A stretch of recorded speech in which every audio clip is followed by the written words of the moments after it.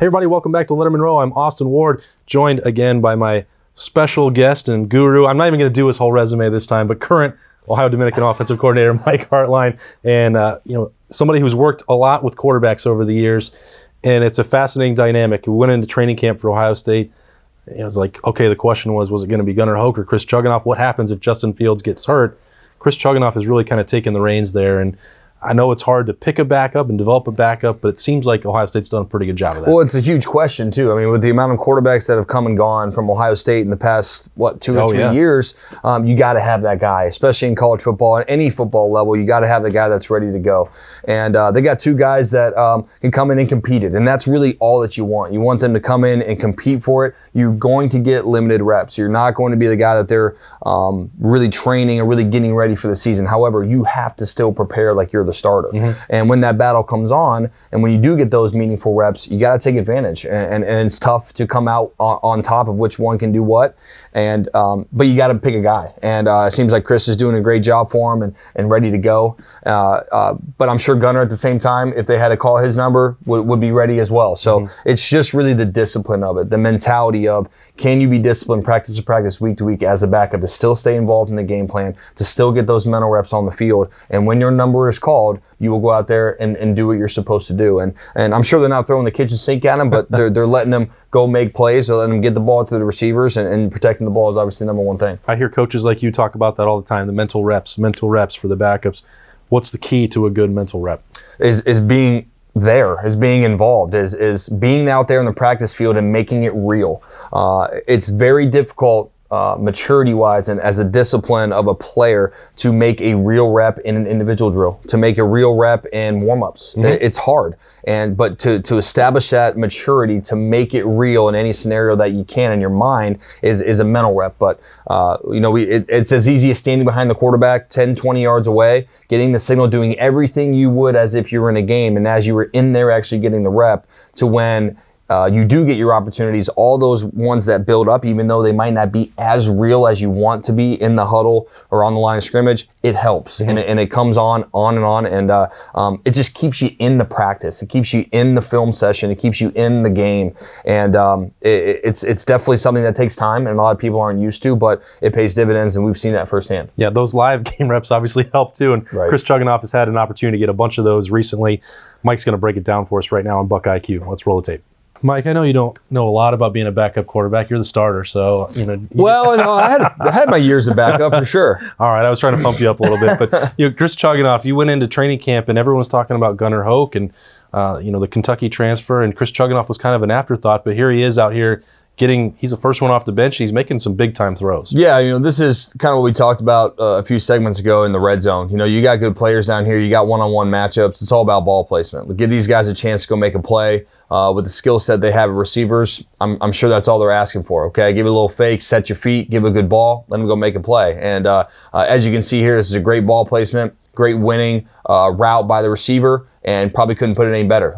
So this is something I'm sure along the lines of them deciding who the backup quarterback was makes the difference. Are you putting it in a spot where a guy's going to make the play? Are you doing everything possible to put us in the best position you can for us to win the game when you have those opportunities? So great ball by him, great catch by Garrett. I know they decide a lot of this stuff during, reps during training camp and practice, the way the guys are handling stuff in the meeting room. But when you go out and make a throw like this, that sort of, cements your place, I would think. It does. And a lot of people might think, this is an easy ball to make. It's certain situations that can set you aside, like you said, from other guys you're competing with for the backup job. But a lot of times people overthrow these. A lot of times they underthrow them. They don't know what touch to put on them. And you're talking about a go ball that's probably 20 yards away. And typically quarterbacks aren't used to doing that. Typically it's a go ball that's 40, 50 yards down the field. So to put this type of touch, to put these type of throws in perspective, it's pretty good by him. And you can see why he's getting the first reps here. And he did a great job giving him a ball. So it's practice right here. Those type of throws aren't easy. How many opportunities do you get as the backup, live scenarios in practice to do this? So good job by him, and good job getting a score here. Yeah, the way Ohio State's been blowing teams out, he's been getting a lot more work than I think anybody probably envisioned. You get a touchdown here, and then this was the one that really, I think, caught people's eye, mainly for, again, he's going to Garrett Wilson, and that helps, but he's got to throw this ball out there a little bit. Right, and believe it or not, with arm strength and everything like that, this is probably a more comfortable ball for him to throw. At least in my perspective, I can, take a 3-step drop, I can gear up, I can have a lot more momentum, and you just throw it up there for him to make it real. Is you don't want to throw it too far, obviously, and if you do anything, you underthrow it. Because if you underthrow it, now you might be able to get the receiver to come back, attacking the ball into the DB, getting a PI call, but you still give the receiver a chance. The worst thing is a foul ball, deep and out of bounds, no chance. Okay, this is fine to give him a chance here. You'd like to throw him a little bit better, right? Garrett has the guy beat, and you can throw up there. But